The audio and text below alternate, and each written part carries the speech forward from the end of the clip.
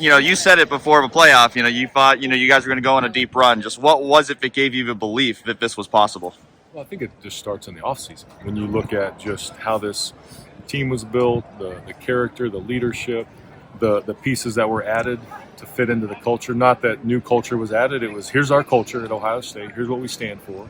Let's bring in the right transfers, the new pieces, but blend in with the current roster. So you just saw all those things. And, in the new format, there's a margin for error. No one likes to lose that game. We can talk about that later. But there's a new format that allowed belief. And my deal was, I knew we were going to host a playoff game. So if that's the case, let's pour into it. Let's maximize that opportunity. Let's show these young men that there's stability and continuity in the program, because they couldn't walk into that building on Monday morning and be looking around going, hey, what's going on? That couldn't happen. So we wanted to be very firm and convicted in our messaging right after that game. And, that's not why this happened. Why it happened is because of those young men and our coaches.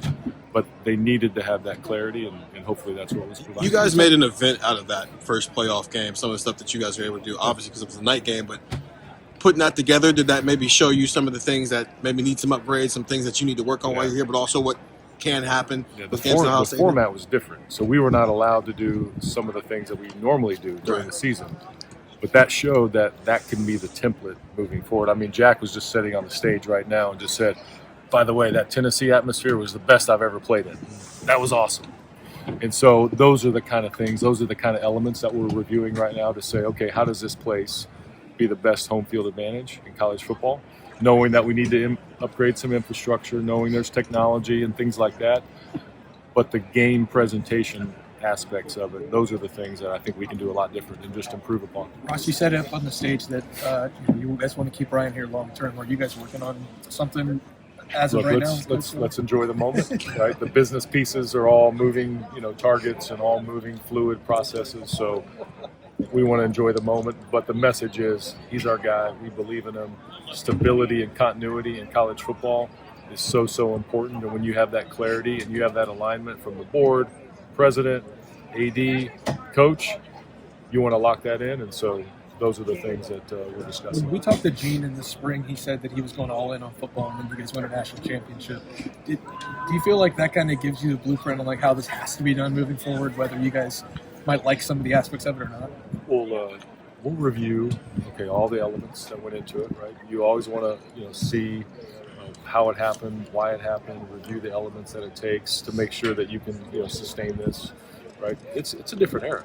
The years of dominating, we'll have to see how that shakes out, right? Because parity is a real thing. I think we've seen that with some of the teams. Then we also seen that some of the legendary programs aren't performing at the level that they expect. So I think college football is just in a moving, fluid process. So we'll review everything. But look, you've got to have resources. You've got to have fans. You've got to have alignment. You've got to have character and culture and chemistry within your building. You've got to have the right coach, the right pieces around it. Everybody has to be on the same page. So I think those are the ingredients that Gene was talking about. Yeah, we have a big budget. We have a $300 million athletic department budget next year. It's the first time anybody's achieved that. But again, the structure pieces and the culture pieces have to be in place. Otherwise, those things don't happen. What is something that happened in this playoff run that the public didn't see that you will always remember?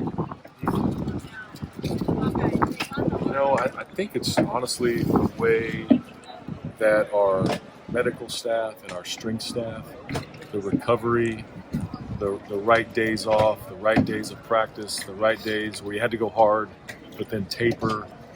No one sees that stuff, right? Because no one's in the building during those moments. I think the way the players really studied the game plan and things had to kind of come together quickly, and you had to kind of prepare for two opponents, depending on who you're playing the next week. So I think the preparation of the bodies of the players with our strength staff and with our medical staff, no one's going to see, look, JT, right, came out of the Texas game. Guess what? Played a great game, right, in the national championship game. So those pieces, people don't really see that. So I give credit really to Coach Dave for kind of having the structure, but then our staff's, really executing on that. There are rumors that Jim Knowles could be leaving. Chip Kelly's getting interest from the NFL as well. How do you help Ryan work through his process? my job is to support him. We lean on each other during these times in terms of the moving pieces. But today's about celebrating the players that just won a national championship.